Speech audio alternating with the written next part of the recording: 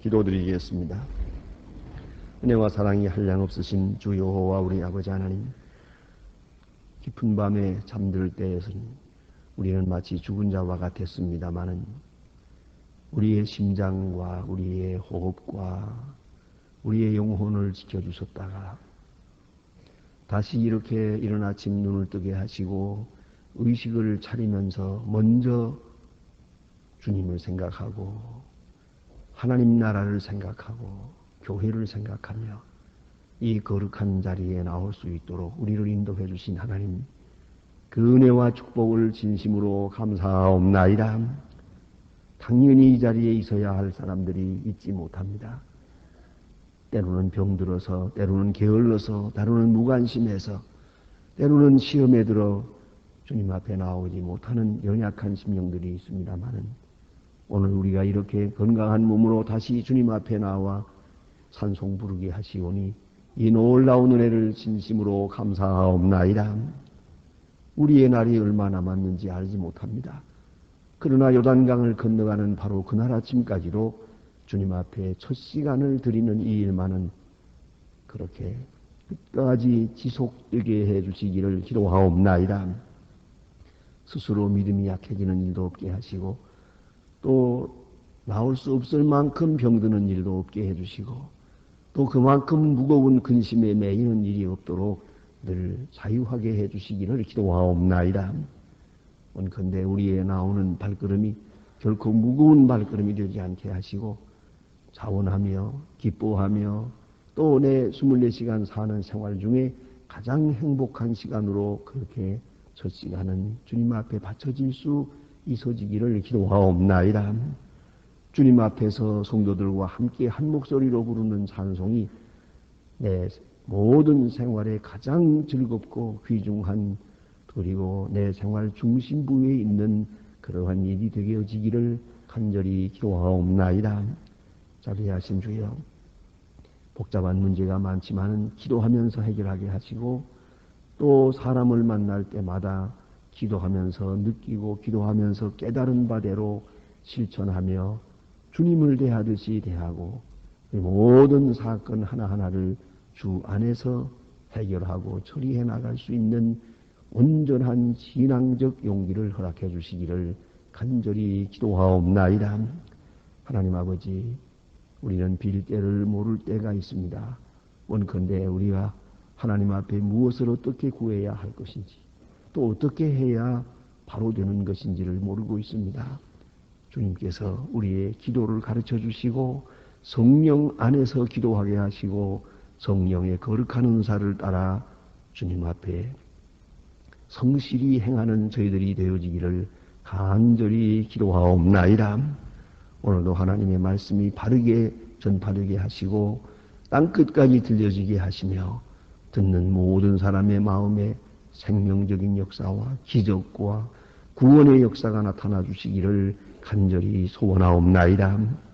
주님, 저 북녘 땅에도 하나님의 은혜를 베풀어 주시사 우리가 하나님의 말씀을 자유롭게 듣고 전하는 것처럼 그들도 말씀 안에 자유할 수 있는 그런 길을 속히 열어주시기를 기도하옵나이다.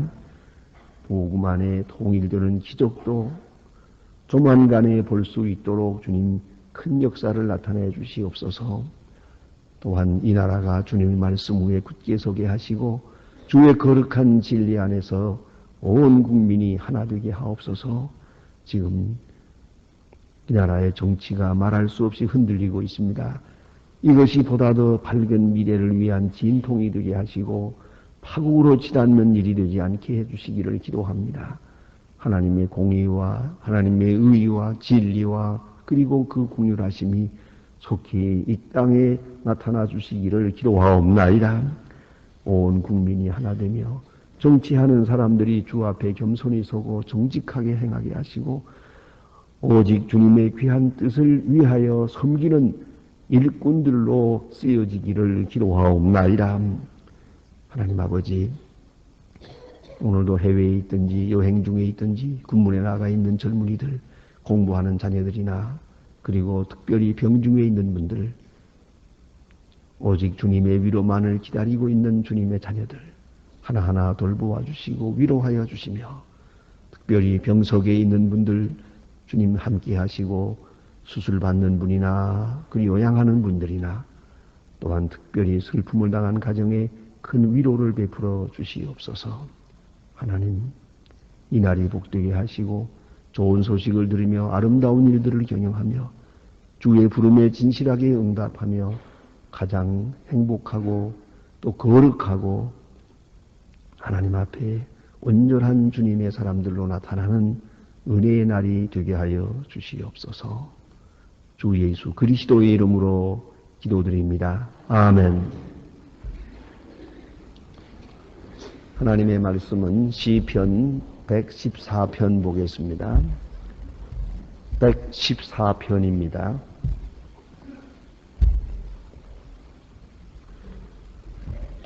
시편 114편 1절로부터 8절 끝절까지 봉독하겠습니다. 시편 114편 1절로 끝절입니다. 다 같이 봉독하십시다. 이스라엘이 애굽에서 나오며 애굽의 지판의 방은 다른 민족에게서 나올 때에 유다는 예루살렘의 성소가 되고 예루살렘은 그의 영토가 되었고 바다는 이를 보고 도망하며 요단은 물렸습니다. 산들은 수양같이 뛰놀고 작은 산들은 어린 양같이 뛰었도다. 바다야 내가 도망하면 어찌 영웅아 내가 놀라면 어찌미뇨. 너의 산들아 수양같이 뛰놀고 작은 산들아 어린 양같이 뛰놀면 어찌민고. 땅이여 너희는 주 앞에서 야곱의 하나님 앞에서 떠지 저가 반석을 변하여 모시게 하시며 차돌로 샘물이 되게 하셨도다. 아멘. 오늘 역시 이 시편은 하나님의 성전에서 부르는 찬송입니다. 여기에 곡조를 붙이면은 그대로가 찬송이 되겠습니다. 그런 그 찬송가 그 가사를 지금 우리가 보고 있습니다. 이스라엘 사람들에게 있어서는 하나님을 생각할 때나 하나님을 찬양할 때 그리고 하나님께 기도할 때나 간증을 할 때나 언제든지 그 기본이 되는 것은 출애굽입니다. 이 출애굽 사건이라고 하는 것은 이스라엘 사람들에게 있어서는 신앙의 근본이요 뿌리요 그렇습니다. 그래서 언제든지 출애굽 하나님께서 이스라엘을 애굽에서 건졌습니다 하는 것이 그 신앙의 기초가 되고 있는 것입니다. 또한 우리 개혁신학에 있어서도 신학의 기초가 그 출애굽 사건에 있습니다. 그래서 출애굽의 역사는 이스라엘의 역사지만은 이것은 상징적 역사요. 그 역사 자체가 아주 무궁무진한 진리를 담은 계시적인 말씀이옵시다. 그래서 그 사건을 또 읽고 또 생각하고 또 묵상하면서 그 속에서 우리는 진리를 찾고 하나님의 음성을 들을 수 있는 것이옵시다. 애굽은 이 죄악 세상을 말하는 것입니다. 그 홍해는 이것은 세리를 말합니다. 그래서 고린도전서 10장에 보면 사도 바울이 바다의 세례 이렇게 말합니다. 이거 세례받는 것과 같아요. 그러니까 애굽에서 나올 때 이 홍해를 건넙니다. 그것은 기적이요 대재창조적 역사입니다. 여기서 나와서 광야에 머뭅니다. 이 광야는 교회입니다. 그리고 요단강은 죽음을 상징하는 것입니다. 그래서 요단강 건너가 만나리 하는 말을 우리가 찬송가로 부르게 되는 요단강 건너간다는 것이 그것이고요. 그 다음에 가나안 땅은 이스라엘 사람들이 들어간 가나안 땅 들어가 봐야 그렇게 아름다운 땅이 못 되었습니다만은 그것은 영원한 하늘나라의 상징입니다. 표상이옵니다. 예표가 됩니다. 그래서 가나안 땅은 우리의 마지막 목적지입니다. 그렇게 볼 때에 이 광야라고 하는 것은 교회거든요. 우리는 지금 광야에 머무르고 있습니다. 이 광야는 애굽의 생활을 청산하는 곳이요. 가나안 땅에서 살게 될 영원한 세계의 축복의 생활을 준비하는 곳입니다. 여기는 디시플린, 제자 훈련이에요. 하나님의 백성으로서의 훈련 도장입니다. 가나안 땅입니다. 여기서 우리는 계속해서 애굽적인 요소를 버려야 되고 또 하나 우리가 영원한 축복의 세계를 향한 소위 오리엔테이션을 우리가 생활에 익혀 나가야 하는 것이 옳시다. 그런데 오늘 이렇게 볼 때에 이스라엘 사람들은 언제나 이 출애굽의 사건을 아주 중요하게 여깁니다. 십계명을 보세요. 십계명에도 보면은 10가지 계명을 하나님께서 우리에게 말씀하실 때 서론에 아주 첫 줄에 주시는 말씀이 뭐냐면 나는 너희를 애굽에서 인도해낸 여호와 하나님이니라. 이것이 대전제가 됩니다. 대전제. 애굽에서 인도해낸 여호와 하나님이다. 애굽이 뭡니까? 노예 생활이거든요. 어쩌면 영원히 노예예요. 400년 노예면 노예지. 여기서 무슨 구원의 역사가 이루어집니까? 있을 수가 없는 거죠. 우리는 지금 36년 동안 일본 사람들 밑에 있었죠.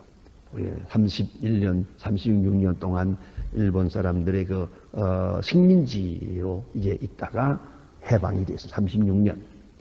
근데 대만은요, 대체로 잡아서 한 100년 됩니다. 그 100년 있다가 해방이 됐어요. 그래서 지금도 보면 아주 재미있는 현상이 이루어집니다. 우리는 지금 일본 말을 하지 않고 또 좀 하지 말자. 그런 마음으로 삽니다. 어디 그걸 길거리에서 일본 말로 말하는 사람 없습니다만은 대만은요, 지금도 가면은 일본 말로 하는 사람이 많습니다. 또 자기들의 말이 좀 잘 안 통하기도 하긴 하지만은 어쨌든 일본 말만 하면 대만 교회에 가서는 설교를 할 수가 있어요.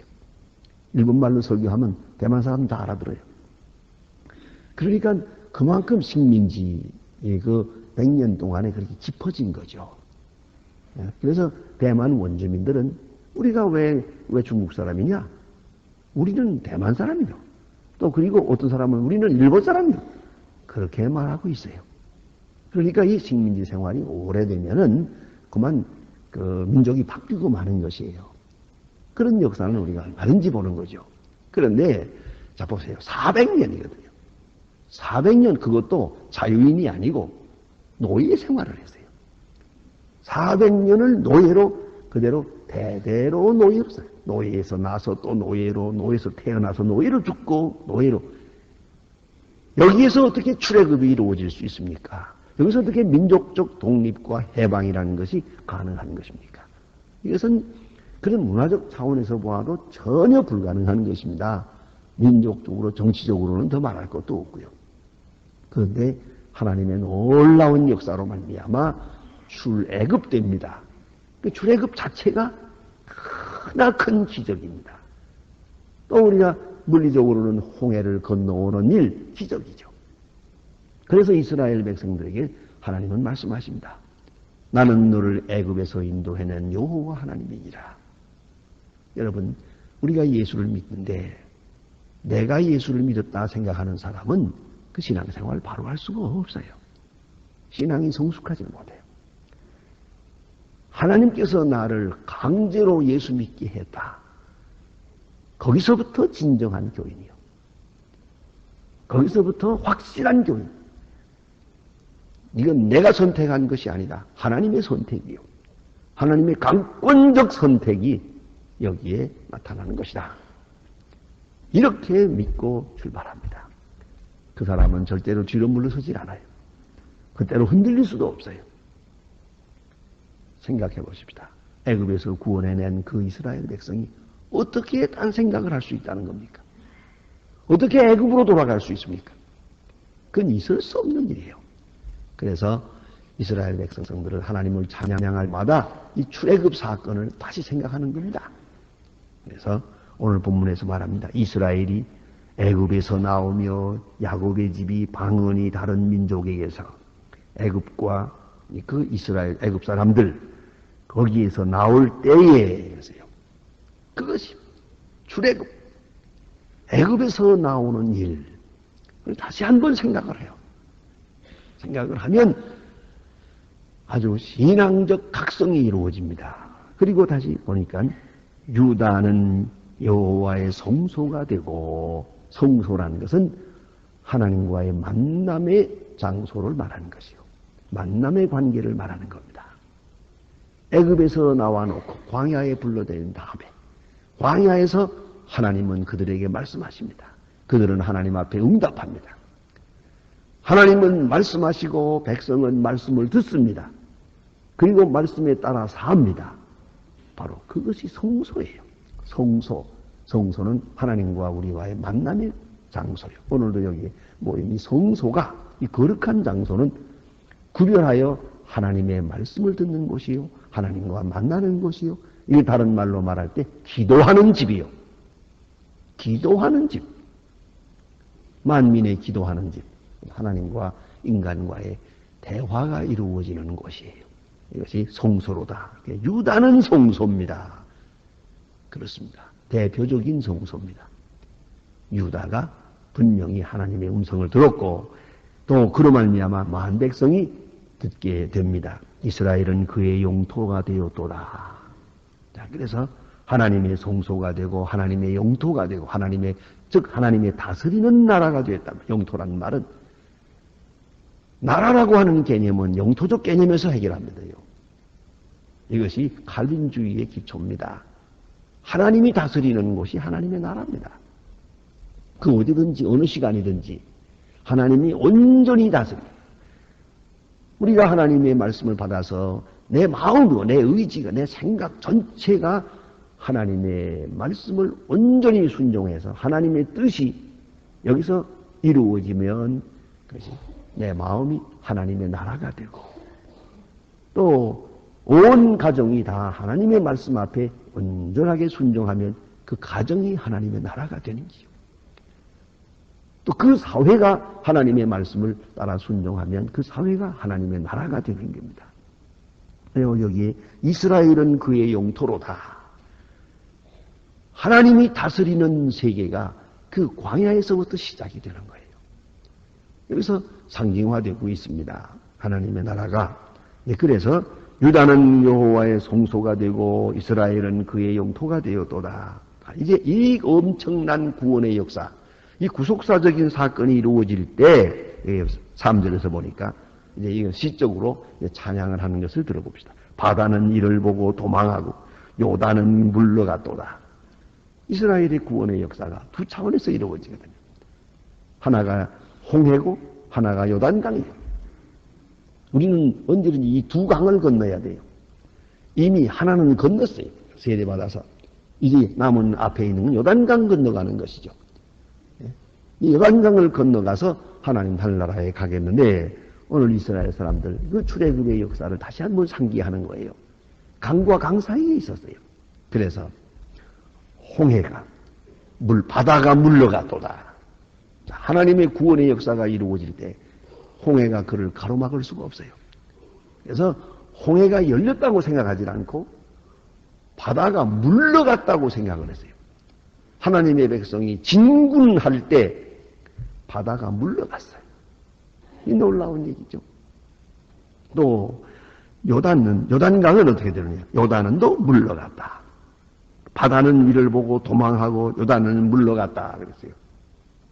또 하나 요단강을 건너갈 때의 그때의 장면을 여러분이 기억하실 겁니다. 법궤를 메고 제사장이 먼저 물속으로 들어갑니다.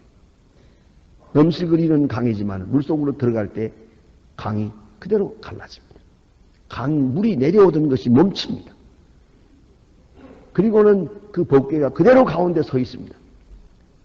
법궤가 서 있는 동안에 온 백성이 다 건너갑니다. 그런 장면을 볼 수가 있어요. 이스라엘 백성들이 가나안 땅을 향하여 진군할 때 그야말로 문자 그대로 바다는 이를 보고 도망하고 바다가 도망갔어요. 요단강은 그만 물러가 버렸어요. 다시 말하면 하나님의 구속의 역사가 이루어지는 이때에 모든 것들이 다 물러갔어요. 어떤 저해, 어떤 방해되는 일도 여기에 있을 수가 없었다 하는 말입니다. 그리고 산들은 수양같이 뛰놀며 작은 산들은 어린 양같이 뛰어도다. 이건 뭡니까? 산들도 다 물러가는 거예요. 산과 바다가 할 것 없어요. 하나님의 구원의 역사가 이루어지는 이 일에 있어서는 이 모든 기적이 그를 뒤따랐다 하는 얘기입니다. 그리고 여기 보니까 너는 주 앞에 곧 야곱의 하나님 앞에서 떨지어다. 떨라고 말합니다. 두려워하라 그 말입니다. 하나님의 기적의 역사가 이루어지니까 말입니다. 여러분 영적인 지각으로 역사를 다시 한번 보세요. 그러면 하나님의 역사가 이루어지기 위해서 모든 일들은 변하는 것이요. 큰일이든 작을든 정치든 말이에요. 나라가 일어나고 망하고 지진이 나고 재난이 지고 그 하나하나가 전부 하나님의 구원케 하시는 역사가 여기서 이루어지고 있는 것을 볼 수가 있습니다. 우리 사람이 불가능해요. 저는 그런 생각을 합니다. 하나님의 역사가 이루어지기 위해서는 먼저는 하나님의 말씀이 전해져야죠. 말씀이 들려져야 돼요. 또 하나가 있어요. 성령이 감동해야 돼요. 성령이 감동하지 않으면 하나님의 말씀을 전할 자도 없고 하나님의 말씀으로 들을 자도 없어요. 그래, 말씀을 말씀되게 하는 것은 성령이요. 또 하나 있어요. 제가 근자에 와서 더욱더 강하게 이 방향으로 자꾸 느껴집니다. 그것이 뭐냐 하면은 깨달아지는 것은 사건이에요. 역사적 구체적인 사건이요. 그 사건이 있어야만 돼요. 그렇지 않고 안 돼요. 여기에 한 사람이 있다고 합시다. 이 사람이 아주 출세한 사람이요. 돈도 많은 사람이에요. 이 사람에게 누가 예수 믿으라고 했다고 합시다. 그럼 이 사람 예수 믿으라고 하는 복음이 전해지는 거 중요해요. 이 복음이 전해지지 않으면 그 사람 예수 안 믿을 거니까. 복음은 전해지고 또 하나는 성령이 감동해야죠. 그래야 그가 하나님 앞으로 돌아오겠어요. 그런데 그것만 가지고 안 되더라고요. 꼭 사건이 필요해요. 구체적인 사건. 이 사람이 사업에 실패하든가 아니면 병들든가 이런 자기로서 어떻게 할 수 없는 그런 큰 사건이 딱 직면해야 이제 비로소 10년 전에 들었던 말씀을 이제 다시 기억을 합니다. 하나님 앞으로 돌아옵니다. 하나님이 손을 좀 보셔야 돼요. 그러지 않으면 되질 않아요. 이 사건이 함께 있어지는 거예요. 그래서 오늘 여기 보니까 이 모든 자연까지도 하나님의 구속사에 동원되고 있는 것이요. 하나님의 구원의 사역에 동원돼요. 바다도 물러가고 강도 다 이렇게 도망가고 이렇습니다. 그뿐 아니라 여기에 보니 수양같이 뛰논다 그러세요. 산들도 수양같이 뛰논다. 모든 역사적 사건들이 구원의 역사를 중심해서 전개되고 있다 하는 것입니다. 이것이 하나님을 찬양하는 자의 그 간증 내용입니다. 그러니까 신앙의 눈으로 볼 때는 돈이 벌리고 안 벌리고 전쟁이 나고 평화가 오고 무슨 사건이 터지고 그게 중요하지 않아요. 그런 것들은 다 하나님의 구원의 역사를 위해서 아주 있어야 할 일이 있는 것으로 그렇게 보고 있단 말이에요. 구원의 역사가 이루어지는 걸로 보고 있는 거예요. 오늘도 우리가 알고 있지 않습니까? 우리가 지금 IMF라고 하는 어려운 사건을 만나고 있습니다. 이 사건이 뭘 말하는 것입니까? 우리가 못하는 거 하나님이 하게 하셨어요. 그렇게 보는 시각이 있어요. 만약 이것이 없었다면 어떻게 되겠냐? 엄청나게 아주 구제불능하게 망하고 말았을 거라는 거죠. 그런 것이 우리 앞에 다가오는데 우리는 모르고 있었어요. 계속 멸망으로 치닫으면서도 우리는 잘 되는 줄만 알고 있었어요. 이게 얼마나 바보 같은 짓이에요. 그런데 이것을 이 중간에서 딱 멈추어 버렸어요. 이제 정신 차려보니까 이게 달라지잖아요. 난 가끔 그런 얘기를 듣고 참 이게 세상에 이럴 수도 있나. 우리 세계 제 머리는 잘 이해가 안 가요. 어떤 사업이 있는데 빚이 은행 빚이 얼마 전에 300%래요. 자기 자본금의 300%. 그래서 내가 도대체 그게 어떻게 자기 거예요, 그게? 그게 무슨 사업이요? 그걸 사업이라고 그러고 앉아서 그리고 또 자기가 사장이요, 회장이요. 사람 정신 나간 사람 아니에요? 이거 어떻게 자기 거요? 어떻게 회장이요, 그게? 회장 아닌 지가 언제요, 벌써? 그런데 그걸 내가 회장이다 생각하고 큰 소리 치고 있었으니 이게 답답한 일 아닙니까? 그러니까 IMF라는 분이 와가지고 물러앉아 이 사람아, 그거 아닙니까? 그 자네 거 아니야, 물러가, 그런 거 아닙니까? 정신 좀 차려라 너 좀, 그래 된 거예요. 그러니까 신앙적 시각에서 보면 이건 굉장한 축복이에요. 하나님이 정말 이 민족을 사랑하시고 계시다 하는 것을 다시 한번 느낄 수밖에 없어요. 아직은 좀 강하게 느끼는 사람도 있고 못 느끼는 사람도 있겠지만 이제 얼마 후에 되돌아보서 생각해보면 얘야말로 귀한 것이다 생각을 해요. 사실 여러분 6.25를 우리가 겪었습니다만 그것도 겪을 때는 우리가 참 아프게 겪었습니다. 엄청난 값을 치렀습니다만 여러분 이걸 아셔야 돼요. 6.25가 없었다면 지금 우리는 살아남지 못해요. 다 공산화되고 말았을게요. 많은 사람들이 공산주의에 대해서 좋게 여기고 있었어요. 6.25가 터짐으로써 우리 민족은 철저한 반공주의자가 됐고 온 세계가 또 공산주의가 뭔지를 알기 시작했어요. 역사의 기로에 서서 한국은 반공의 기수가 되는 거예요.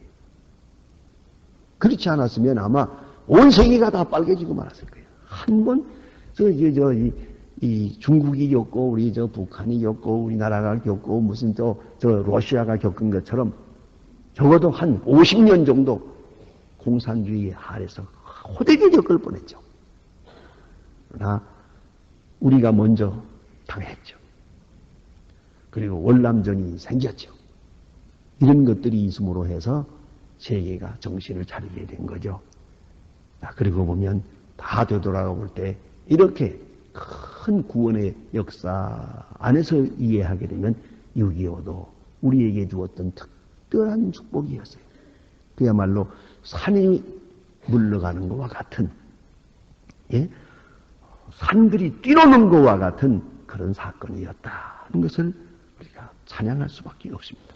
그래서 여기 보니 저가 반석을 변하여 못이 되게 하시며 차돌로 샘물이 되게 하였도다. 반석이 변하여 못이 되게 했다.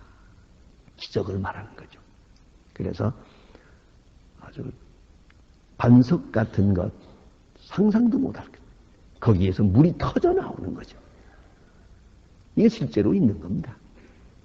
참 산에 가보면 참 기적이 많아요. 참 이상해요. 그 산 높은 곳에 어떻게 물이 있습니까? 그뿐만 아니라 그 바위에서 솟아나는 걸 보면 도대체 이건 이해가 안 가는 거예요. 그 높은 산 위에 어떻게 물이 있어요? 그리고 솟아나서 폭포가 떨어지잖아요. 언제나 우리는 기적을 보고 사는 것입니다. 이와 같이 역사 안에 하나님의 말씀의 역사, 하나님의 구속의 역사, 만백성을 구원하시는 역사가 기적과 함께 나타나고 있다는 거죠. 그것을 깨닫고 그것을 찬양하는 것이 바로 하나님을 예배하는 것입니다. 오늘 하나님께 예배할 때에 이런 출애굽적인 역사, 이스라엘 백성을 구원하시는 하나님의 역사, 나를 구원하시고 우리 민족을 구원하시는 하나님의 그 놀라운 역사를 다시 한번 영적으로 생각합니다.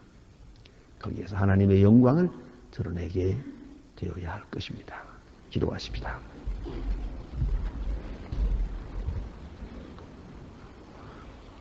하늘에 계신 우리 아버지시여, 이름이 거룩히 여김을 받으시오며 나라의 마옵시며 뜻이 하늘에서 이룬 것 같이 땅에서도 이루어지이다. 오늘날 우리에게 일용할 양식을 주옵시고 우리가 우리에게 죄진 자를 사하여 준 것 같이 우리 죄를 사하여 주고 우리를 시험에 들게 하지 마옵소서. 다만 악에서 구하옵소서. 내 나라와 권세와 영광이 아버지께 영원히 있사옵나이다. 아멘. 자유로이 기도하시다가 돌아가시겠습니다.